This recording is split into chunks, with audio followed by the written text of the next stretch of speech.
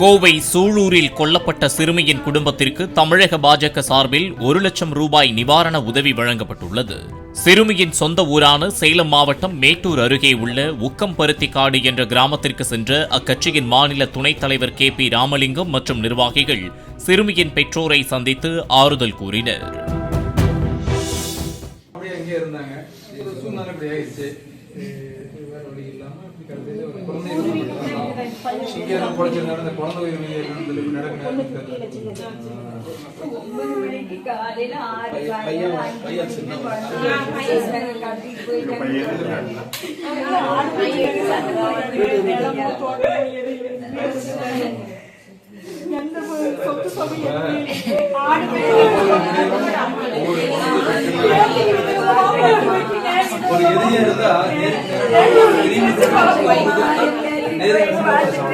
Play store மற்றும் app ஸ்டோரில் இருந்து பாலிமர் செயலியை QR கோடு மூலம் பதிவிறக்கம் செய்யுங்கள்.